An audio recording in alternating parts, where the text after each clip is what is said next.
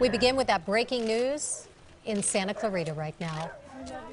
A foster family's tearful goodbye to a little girl. That child was just removed from their home because she is part Native American and they are not. Let's go live now to KCAL 9's Jeff Nguyen, who was there when it all went down. Intense, Jeff. Yeah, it was very intense. You know, she was taken about an hour ago, and since then the human shield that was formed over the weekend has gone away as well. A lot of the neighbors, a lot of the church members have gone home, and as you look across the street, a few people are still here, one of them still holding a sign. You can see from the body language and the facial expression, a lot of people are disappointed, but I tell you what, all of them were very respectful of the court order. Rusty Page tearfully carried out 6-year-old Lexi, the foster child he and his wife have been trying to adopt, but now have to comply with a court order. Bring back my daughter. Do not let the world go unnoticed with this, please. As the dark-colored sedan drove off, neighbors wept. Some fell to the ground knowing their battle was over. I don't know how to put it in words. I wanted to take her out of the car, but we're being respectful, and I can't imagine what she's feeling right now. How sweet the sound. Neighbors in Santa Clarita had hoped for something different.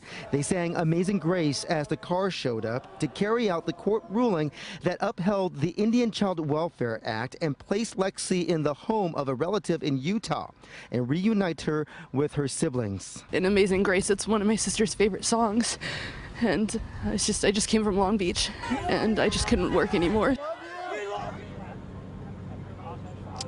Now, Lexi is part Choctaw, and today the Choctaw Nation reminded us that she is not going to a home of a family that she doesn't know. In fact, she's been visiting this family periodically, at least once a month. She has siblings there, and there is a good relationship. So they say that relocating her with her family in Utah is actually in her best interest. Now, let's hand it back to you.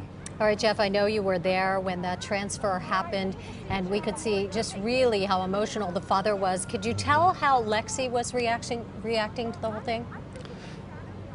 I gotta be honest with you, she was very emotional herself, because you gotta imagine, this is a 6-year-old girl. She really doesn't have a whole lot of reference points in terms of life. She doesn't have a whole lot of life experiences. So when you see your foster mom and dad carrying you out to a car, to a bunch of strangers, and all of a sudden you see this crowd out here, it was rather traumatic for her.